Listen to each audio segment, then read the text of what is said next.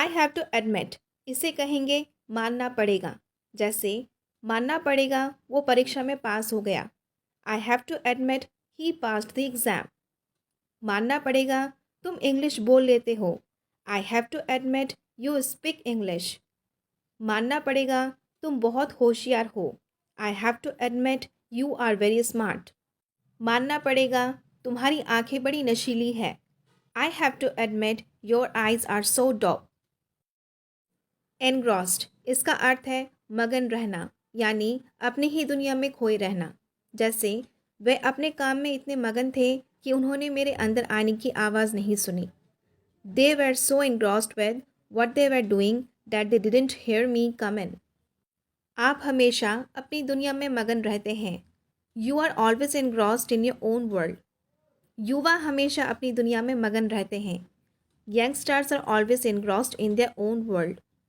वो अपनी ही दुनिया में मगन है। He is engrossed in his own world.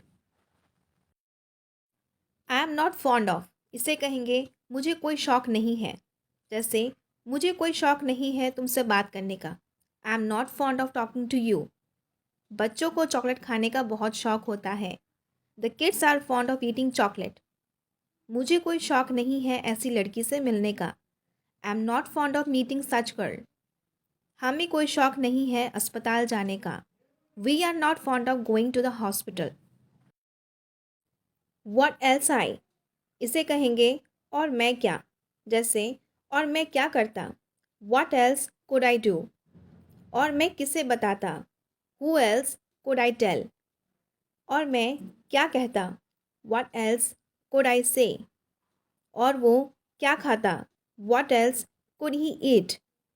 और हम कहाँ जाते। वेयर एल्स कुड वी गो।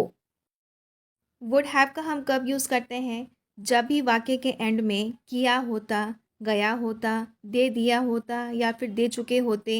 ऐसे जब वाक्य आए तब आप वुड हैव का यूज़ करेंगे, प्लस यहाँ पे वर्ब का थर्ड फॉर्म यूज़ होगा। जैसे अगर मुझे तुम्हें पीटना होता तो मैं तुम्हें पीट दिया होता। If I had to beat you I would have beaten you. यहाँ पे बिट का बिटन हुआ, वर्ब का थर्ड फॉर्म यूज़ हुआ है। अगर उसे आना होता तो अब तक आ जाता। If he had to come he would have come till now. अगर आपको मेरे पैसे वापस करने होते तो आप सारे पैसे वापस कर देते। If you had to return my money you would have return all the money. अगर मुझे कुछ कहना होता तो मैं कह देता। If I had to say something I would have said. Somehow, इसका अर्थ है किसी भी तरह या फिर किसी तरह से। जैसे वो किसी तरह रेत में अपनी बाली खोजने में सफल रही।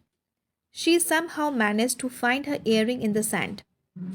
किसी भी तरह हमें शांति बनाए रखने को कोशिश करनी चाहिए। Somehow we should try to keep peace. किसी भी तरह उसके साथ अभी के लिए समझौता कर लो। Somehow compromise with him for now. किसी भी तरह आज के लिए काम चला लो, हम कल इंतज़ाम कर देंगे। Somehow adjust for today, we will arrange tomorrow.